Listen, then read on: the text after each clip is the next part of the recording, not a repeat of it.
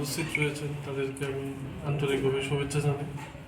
আমার ডান দিকে রয়েছেন এই সন্ধান পত্রিকার ক্রীড়া সম্পাদক শ্রী সৌর্য চক্রবর্তী মহোদয়, এবং আমার বাম দিকে রয়েছে সন্ধান পত্রিকার চিত্র সাংবাদিক সুব্রত দেবনাথ মহোদয়, এবং আমি সন্ধান পত্রিকার ম্যানেজিং ডাইরেক্টর অভিষেক দেবনাথ।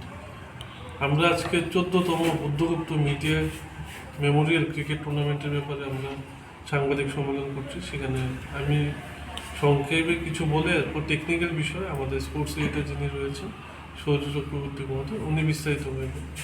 আমাদের 14তম বুদ্ধগুপ্ত মিডিয়া মেমোরিয়াল ক্রিকেট টুর্নামেন্ট আগামী 20 ডিসেম্বর শনিবার এমবিবি কলেজ গ্রাউন্ডে অনুষ্ঠিত হবে, এবং সেটা শুরু হবে সকাল 10টায়।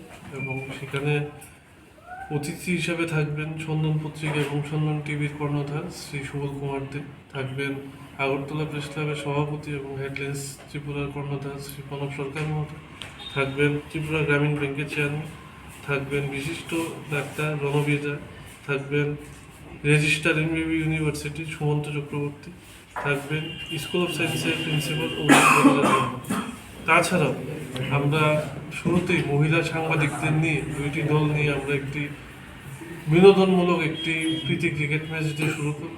এবং আমরা প্রত্যেক বছর চিত্র সাংবাদিক, যেহেতু বুদ্ধগুপ্ত একজন চিত্র সাংবাদিক ছিলেন, আমরা চিত্র সাংবাদিকদের একটি সম্মান জানাই।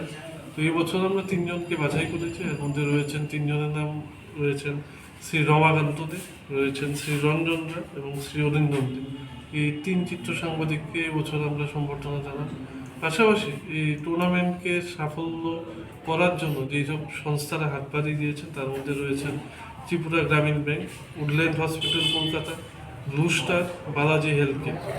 এবার টুর্নামেন্টের টেকনিক্যাল বিষয় নিয়ে আলাপ করবেন আমাদের